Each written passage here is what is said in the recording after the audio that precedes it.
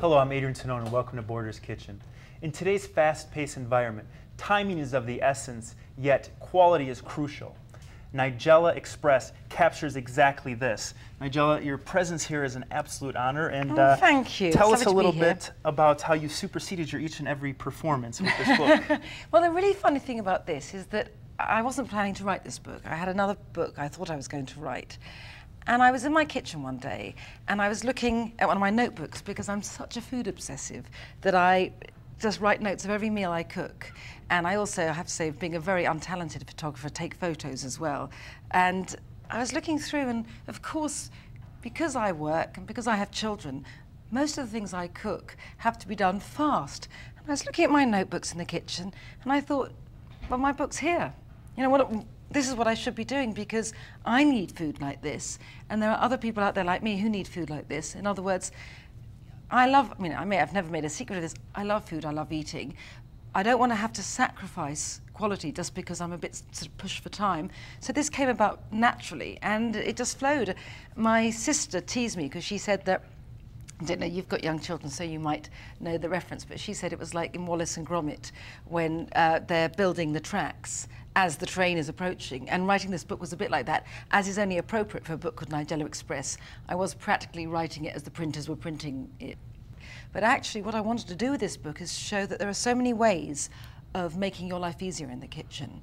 One is that you cook things which are just very, very quick to make and simple, and the other is you make things which maybe take a couple of hours in the oven, but the actual preparation time is pretty well instant. So in other words, don't concentrate just on the cooking time, but what does it ask of you? There are times when you need to be at home over, weekend, you're doing something or supervising your kids do something. So what do? You just put something in the oven that's quick. You can concentrate on getting all the other jobs you need doing done, and it just makes your life easier. So in a way, I feel, it's always different when you say fast food because everyone thinks that it's food that hasn't got that quality.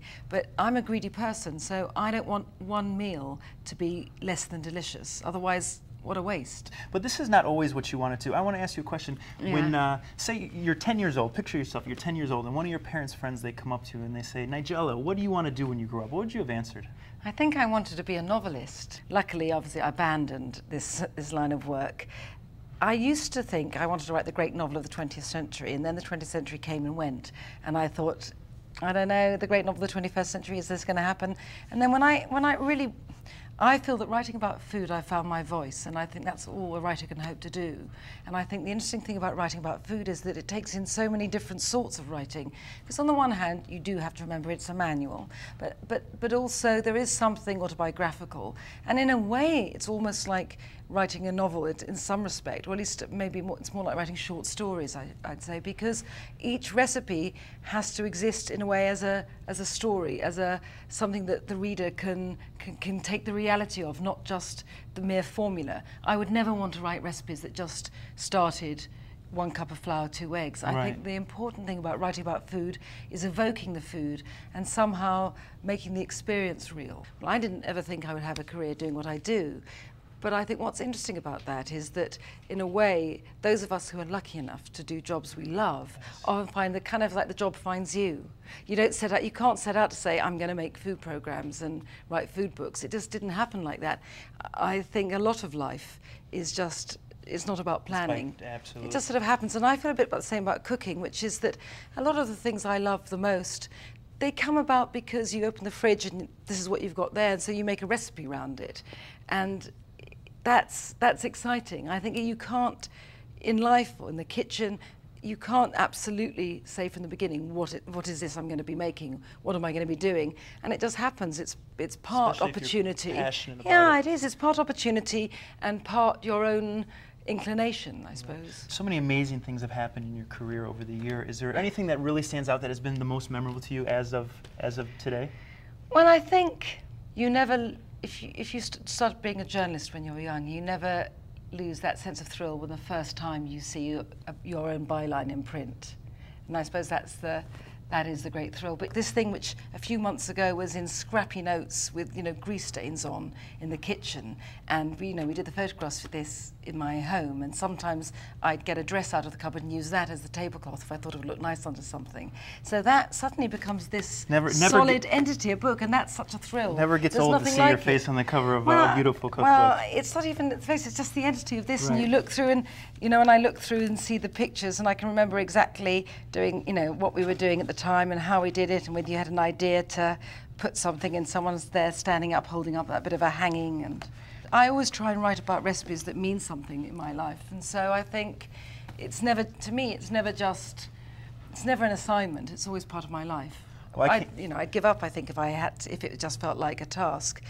I feel it's like a joy.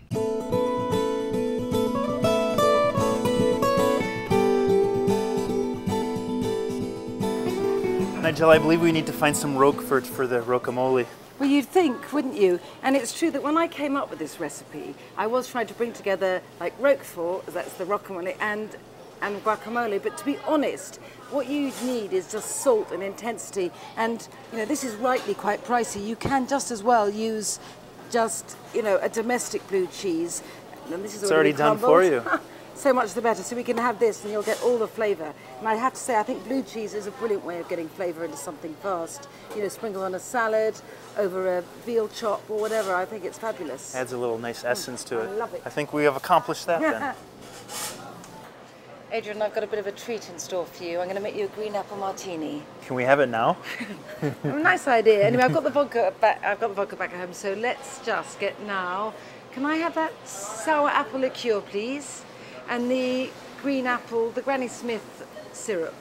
Now, Nigella, I'm familiar with Monin. They make flavorings for all sorts, coffees, everything, but I heard this tastes exactly like a Granny Smith apple. And smells like it. It's so delicious.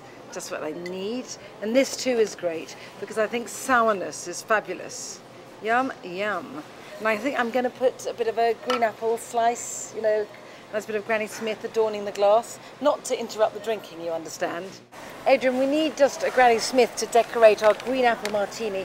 I can get a few more because I love a bowl of apples in the kitchen. Anyway, this time of year, you know, you should have apples.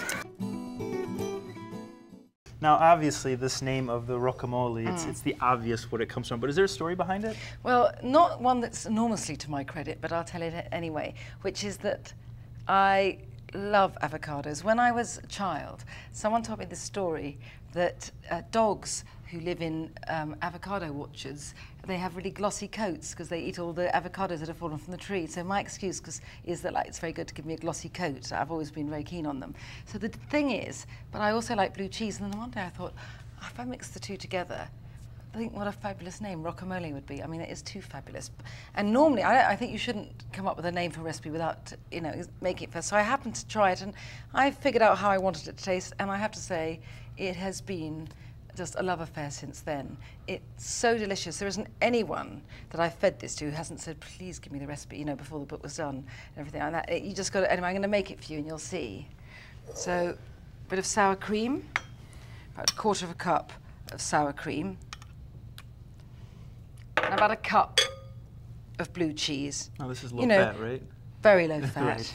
No, but just think, I think, you know, you don't have to do this all the time. Life is meant to be enjoyed. It is. Yes, you're an Italian, you know about that. As long as it's in moderation. That's really how the Europeans eat. Yes. It's in moderation, but they eat things that are rich and flavorful. And yeah, I think you've got to have that. Otherwise, it's just, I'm just going to do a bit of mashing up together. You could just smell the cheese. Well, what I think is fabulous about this, I mean, obviously it's quite a strange mixture because they don't come from the same sort of area if you're thinking about where foods originate. But what I think is amazing is that I love that blandness of an avocado. I mean, it's wonderful. But it's always great when it's paired with other things. So, for example, when you make a regular guacamole, it's got chili in it, it's got things that make it hot.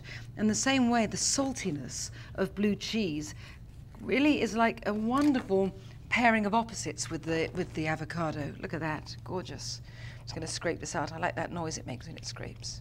It just comes out so easy. Ah, it's like butter, isn't it? Like green butter. Right, I'm going to have to squeeze